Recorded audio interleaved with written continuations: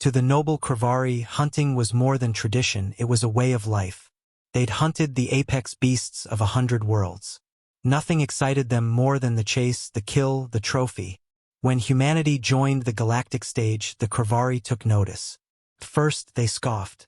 Humans were small, fleshy, fragile. No natural claws or fangs.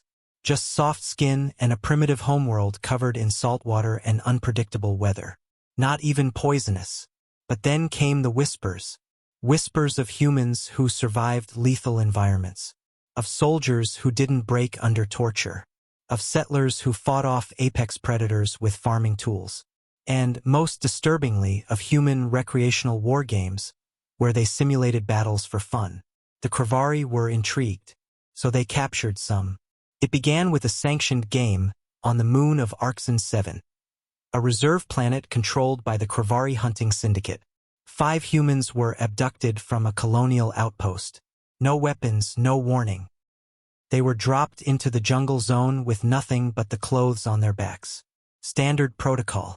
10 Kravari hunters. 10 days. The usual rules. Kill or be killed.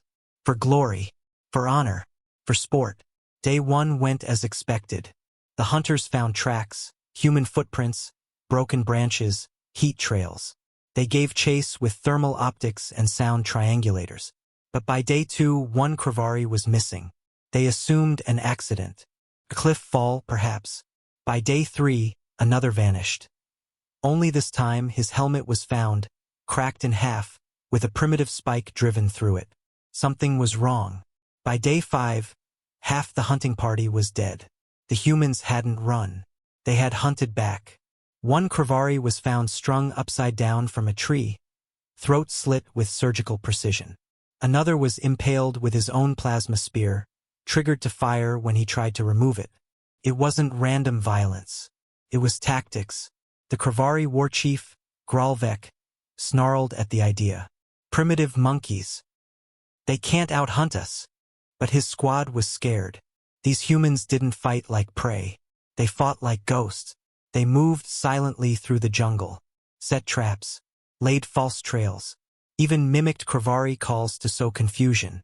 Every time the hunters tried to regroup, they were ambushed from the shadows. Gralvek deployed drones. The drones were found later gutted, hacked, repurposed to project false thermal images. The humans were adapting, evolving, turning the Kravari's own tools against them.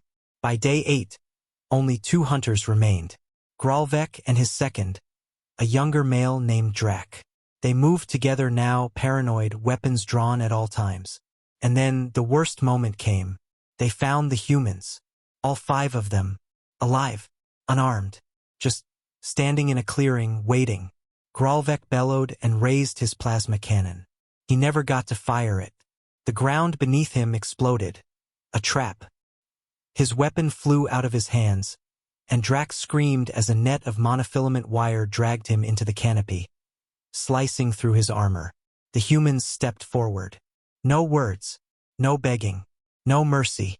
One of them, tall, scarred, with dark eyes, walked up to Gralvek and crouched beside him.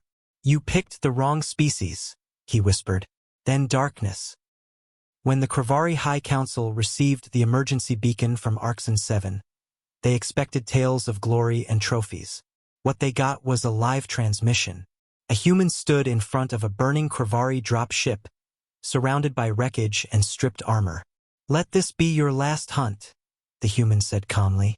"We don't hunt for sport, but when we're hunted, we end the game." The message ended. The council panicked. Within days, the Galactic Council banned all sanctioned hunts on intelligent species. The Kravari were fined, censured, and isolated. No one dared provoke humanity again, because the lesson was clear. Humans were not prey. They were the most dangerous game in the galaxy, and they didn't forgive.